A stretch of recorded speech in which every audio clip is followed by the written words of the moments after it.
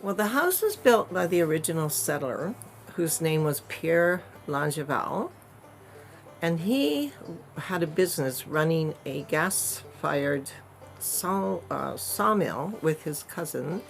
They went up and down the lake with this sawmill and sawed lumber for all the mining claims that were being set up. At that time, everybody was claiming ore up all the creeks, and none of the mines proved out. But so this farm was actually originally a big cedar swamp. So he cut down all these cedar trees, and then he turned them into lumber. So he built that house out of lumber that he had made out of the cedar trees that grew where the orchard is now. And then he was a single man. He reportedly had a stash of gold coins. When anyone did business with him, he would go outside and come back in with a jar of gold coins.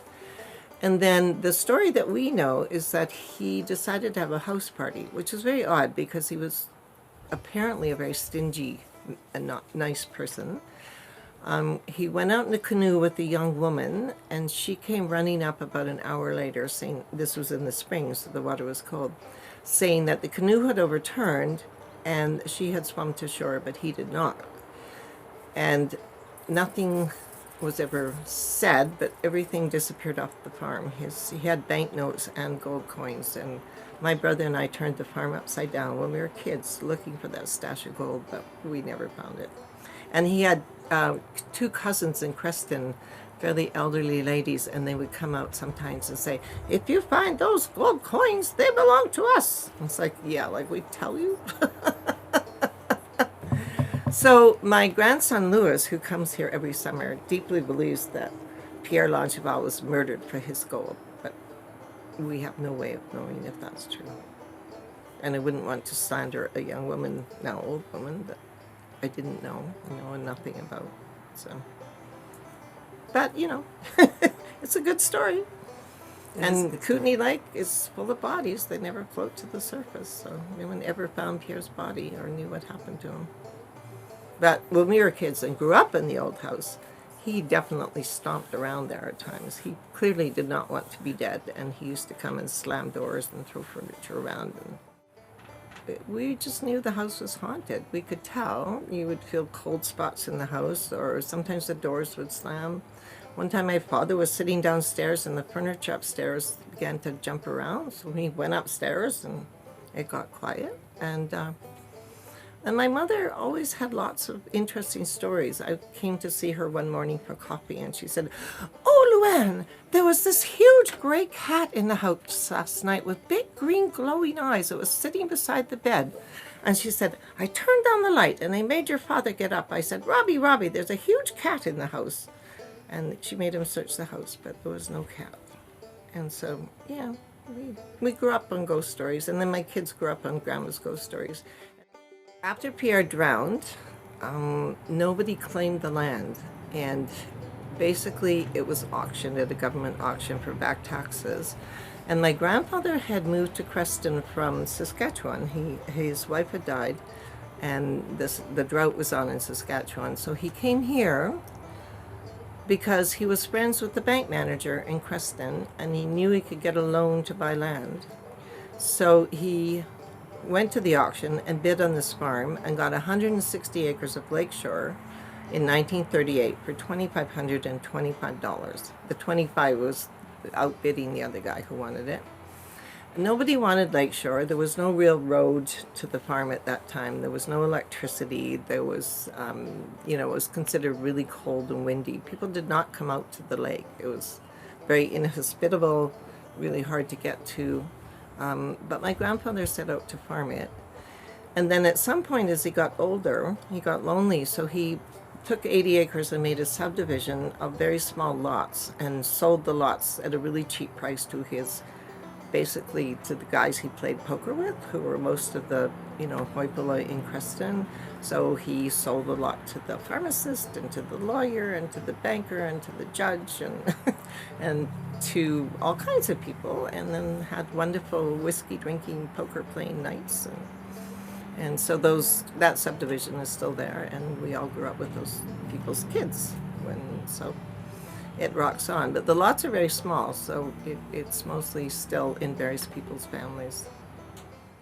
My mother and father moved here in 1954 because my grandfather wanted to move into Creston, so he more or less gave them the farm. And when we came here from Riondel, my dad had been working in the Bluebell mine.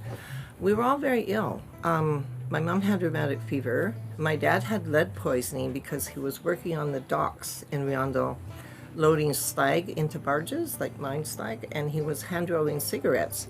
And the slag was full of lead and cyanide. So he had actually developed lead poisoning, and no one ever thought to think, to wear gloves or wash their hands, or everybody smoked hand rolled cigarettes. So when we moved here, we've been living in sort of a kind of unfinished house in Riondel. This place was paradise. And I remember the first summer, my father grew this huge field of tomatoes, and I remember him holding up these enormous red tomatoes and eating them. And I loved the farm. I fell in love with it the moment I saw it. I was actually, I'd gotten lost out in the field where the cows were, and the cows were chasing me through the thistles, and then finally I found my father, and I got across the fence, and the cows couldn't chase me.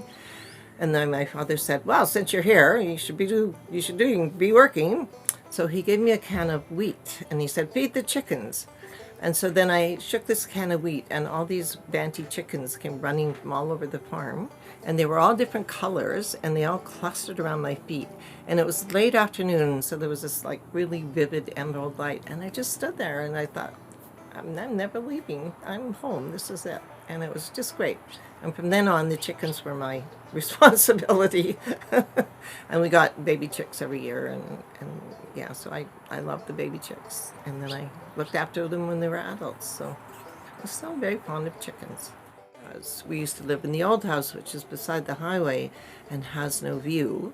And because my mother felt trapped in the house, she really wanted to be able to see out and look at the lake. So over a long period of time, about 20 years, my father built this house for her. And they were very happy here. They lived here about 20 years. And this house has not changed. This house is exactly the way my father built it. My father began building this house when I was about 9 or 10 years old. And so he blew a basement out of the rocks with dynamite, and we all got him to help. We got to help with that because he liked blowing things up, and so did we. It was really fun.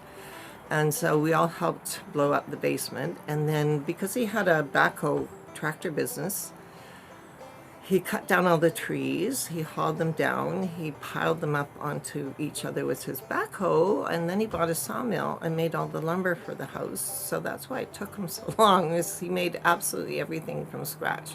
And then he went to yard sales and got all of his electrical and plumbing supplies at yard sales. So it's interesting living in this house because it's very much like living in my father's mind. Everything's sort of okay and kind of works, but sometimes the kind of is a little sketchy, but it's a great house.